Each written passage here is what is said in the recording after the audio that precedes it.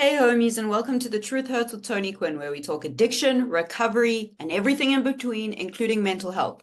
Including mental health, and that's what we're going to talk about today because this time last year, I was in psychosis. So how did I find myself in psychosis at that time, 11 years into my addiction recovery? How did I find myself on antipsychotics? How did I find myself trying to jump out of a window? How did I find myself refusing hospital treatment? How did I find myself thinking there were lumps all over my face and body when I was completely sober off my drug of choice, which was meth, because that sounds like meth, right? We're going to talk about that. And I'm struggling to make this video. I really am. So please bear with me. I just want to start off by saying that when we put the substances down, it doesn't mean that our core issues, our mental illnesses instantly go away. For a lot of us, our mental health issues started pre-addiction, and our drug of choice was seen as a solution to that. And obviously, in the process, created even more trauma and more issues than we could have ever imagined.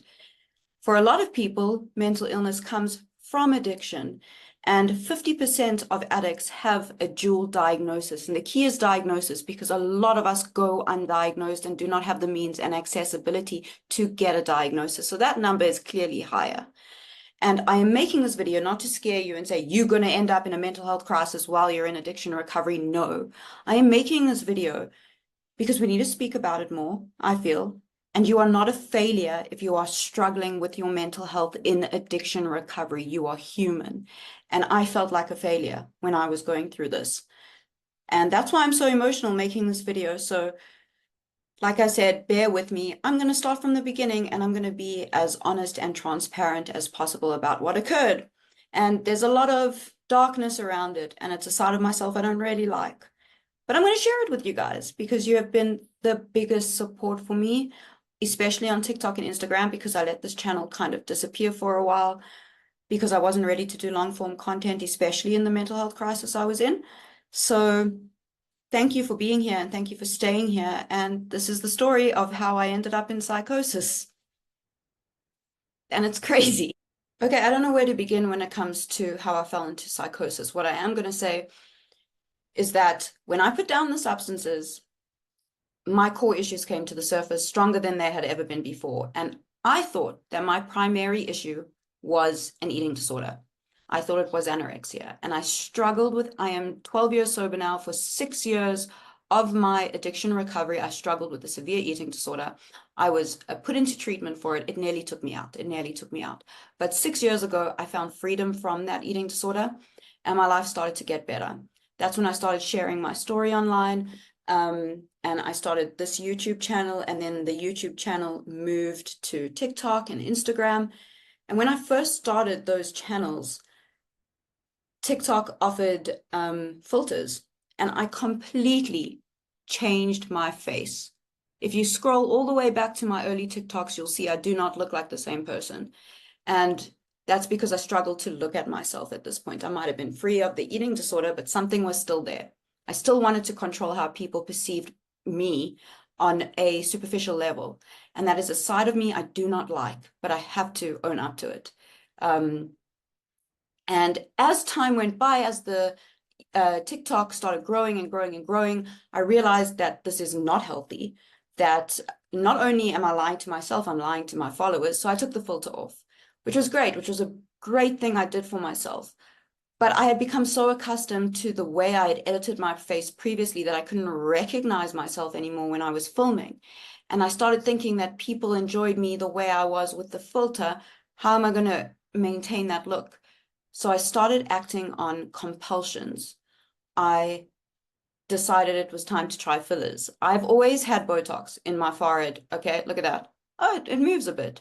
Got good Botox these days. But I decided to get fillers, and I went to go speak to someone who told me it's a perfectly normal thing. It will be perfect for me. I can get in my cheeks and under my eye.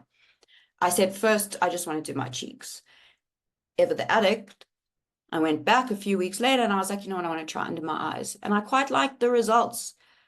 But now you're telling me, someone who cannot see herself properly, to look in the mirror and say, I like these results. I could never do that because I can't trust my own eyes. And I made sure to tell the injector that I had body dysmorphic disorder. And anyway, it didn't do anything. I still got the procedure done. Everyone told me it was like a normal thing to do. It's not a big procedure.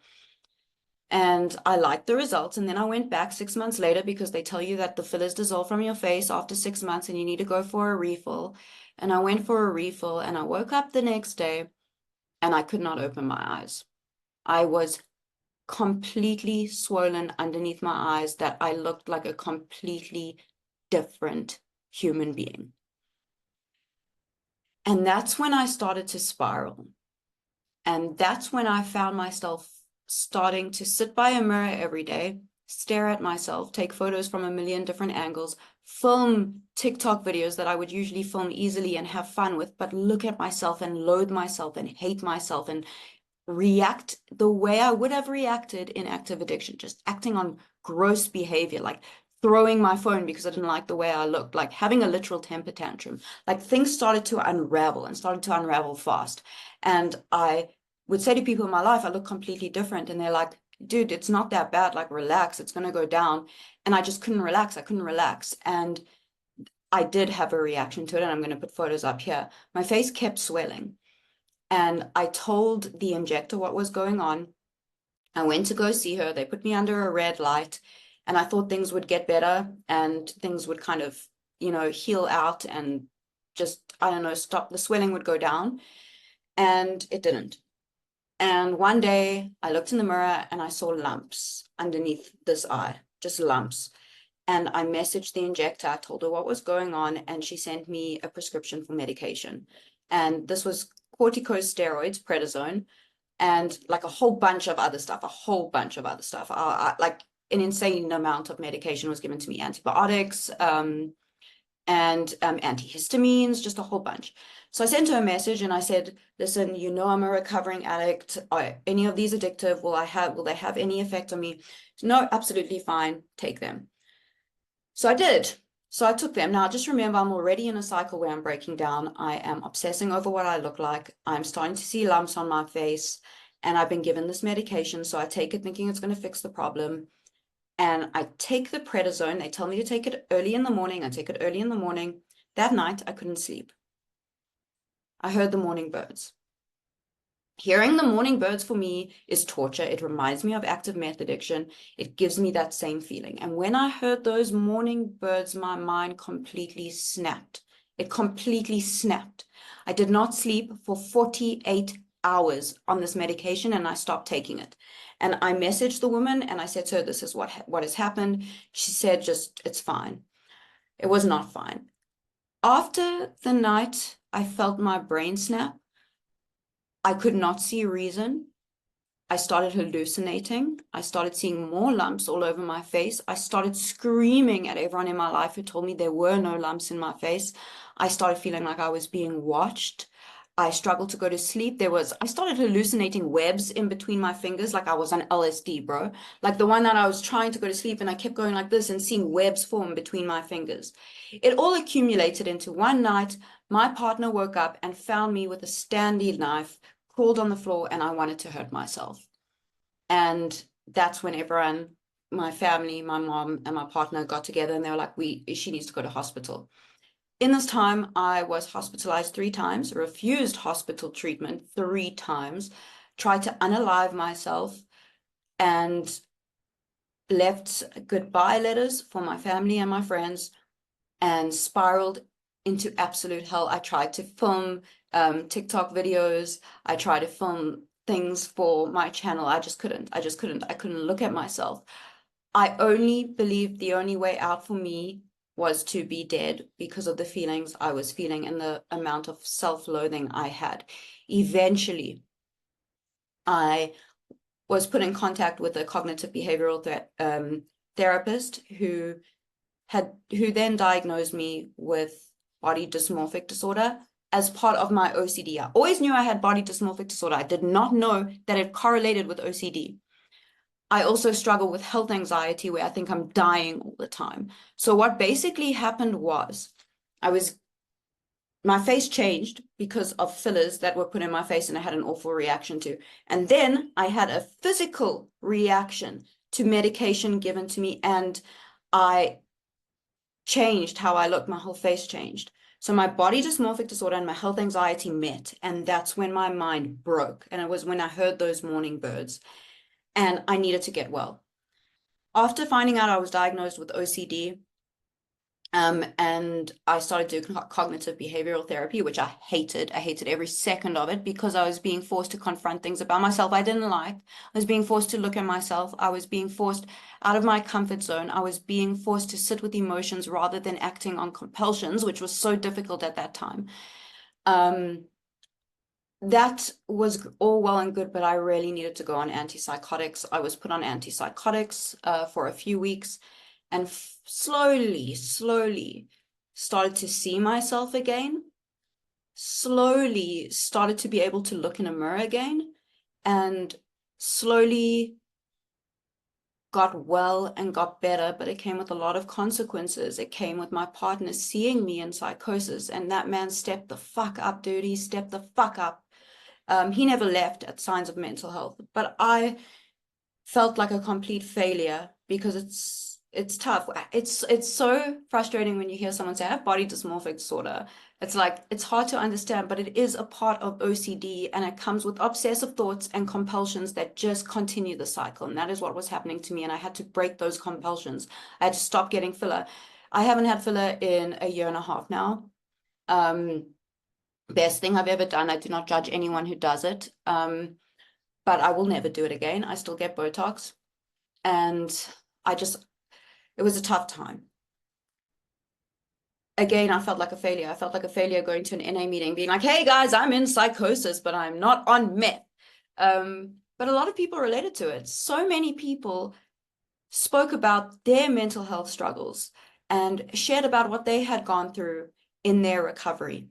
And that kind of embarrassment and that shame lifted, because, dude, I can't expect things to completely disappear and all my problems to go away when I'm in recovery. That's not how it works. It's about facing them and taking the steps to kind of try move through them. And it's not pretty, and it's not an easy process. Last year was one of the hardest years of my recovery. And I could identify what caused it. What I've done now is, at the end of the day, it all stems back to social media addiction, if I'm being serious.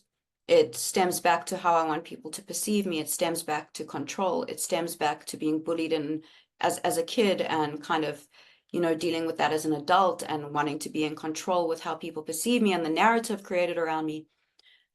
What I've done is I have specific time limits on my social media, and I make videos I am proud of. I have no filters on my video. The only thing you'll see is a smoothing filter. And I share what it is I want to share, and I engage with the community that wants me there, and a community I love and care for so much. And if there are negative comments, I just do not engage. I just do not engage. And I am so fucking proud of how far I've come. I really wanted to die. In fact, I have some of the notes that I wrote in psychosis next to me, and I'm going to read them.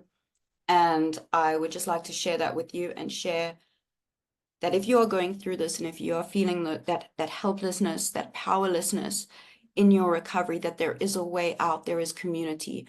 What worked for me was throwing myself back to basics, going back to my 12-step meetings, speaking to my sponsor, doing the therapy. And it's a privilege to be able to go to therapy. That shit's expensive, dude. Like, find other techniques online that are free in order to do this. There's no CD. There's just ways to figure out how you can help yourself online without paying for it. And it's a process. It's a process. I was lucky enough to have gone to a few therapy sessions, learned from those therapy sessions. I could not afford any more, and do everything else on my own. And reach out to my friends, reach out to my family, and also let go of a lot of the guilt and shame around that. I mean, why should I be ashamed of my mental illness? My cat needs to go outside 2 seconds. Okay, there's a few things I forgot to mention. One being the most important, I was in what is known as corticosteroid psychosis. So the prednisone triggered psychosis in me, which made my OCD, which manifests as body dysmorphic disorder and health anxiety, amplify. And that's what my psychosis was focused around. And I said that my partner didn't leave at signs of mental health. I meant to say my partner didn't leave at signs of mental illness.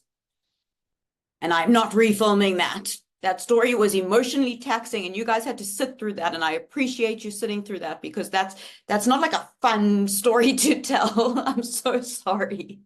And one more thing. I take full accountability for the fact that I had an intrusive thought and I acted on a compulsion. I went and I said yes to these procedures, and I am dealing with the consequences of it. What I do want to say is I feel it's important that we educate ourselves on these procedures. They're not just run-of-the-mill treatments. They're an actual medical procedure.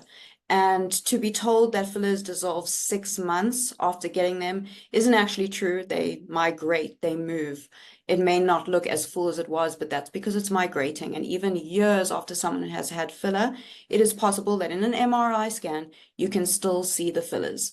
I was going to go get the fillers dissolved, and I decided to let them kind of, migrate and move on their own, because I looked into the consequences of even getting them dissolved. And as someone with BDD and OCD, the consequences of that would have been a lot greater. And the injector wanted to dissolve. And I did my own research, and I did speak to a plastic surgeon, and I was told for my mental health not to do that. And I'm glad I didn't. So I just want to tell you, if you're going to get procedures, just do some research and don't be spoken into something you're not ready to do. That didn't happen to me. I was ready to do anything. Basically, what I want to say is if you are struggling with mental illness and addiction recovery, you are not a failure. You are human, and you're getting to your core issues and you're facing them. And I'm proud of you. I'm proud of you. And you're still in recovery, dude. You're still in recovery. You're just navigating some hardships. And here are some of the notes that I wrote when I was in psychosis. Please remember, I was in psychosis when I wrote this. This is not a reflection of what I actually believe and think, but I did believe and think it at the time. I wrote, I'm sorry, I love all of the people in my life, but this is only going to get worse for all of you. I'm going to get worse. I can't live like this. I can't live with the thoughts. I can't be out with people and pretend I want to be there. I don't want to be there. I don't want to be seen. I don't want to talk or pretend to talk. I want to disappear, stop existing. That's one page. Let's go to the next. I'm sorry, everyone. I loved you all so much when I was healthy. Now I can't love you all because I can't pretend to care about anything. I don't care anymore. I became so apathetic in my psychosis that I didn't care about anything. It was like I had lost who I was in the psychosis. It was so dark. It was so dark. Like one day I tried to jump out a window, and my partner had to pull me back. And then another time my cousin had to pull me back. Like I really felt hopeless and helpless. I can't keep living like this. It's making me resent myself and everyone in my life. I want you to know I do love you, but right now I can't feel anything. Everything is too sad, too repetitive. I can't do this anymore. And it just gets darker and darker, so there's no point in reading it. But I felt those things at that time. That's what I felt. And I wrote it down and I got it out, and I didn't act on anything. And I'm glad I didn't. And I'm glad I'm still here because I can see that light, Now, that pain and that darkness has disappeared just for today. And I'm in a really healthy, good space. And I really never thought I could get here. And I want you to remember that. You can get here. It's about figuring the path that works for you to get here. And there is hope. There's always hope. Even if at the time I really didn't believe there was. I really didn't believe there was. But look at me now. Look at you. So with that, and sharing that part of myself that I don't really like, it's not fun to say I have body dysmorphic disorder. There's memes mocking that. But please know it's OCD. Regardless, it's a real thing. I just want to say that I'm back. I'm back on this channel. I'm back to create more content. We're going to talk a lot more in detail about things. I'm going to have more people to interview. We're going to go into themes. A lot of people have left suggestions on my Instagram where I will do themed weeks and also interview other people, give other people a voice. And that's it. We're going to get honest here because the truth hurts. I love you. Thank you for sticking around. This was a really long-winded episode, but I'm getting back on my feet. Okay, I love you. Bye. And I forgot to say this. We do recover.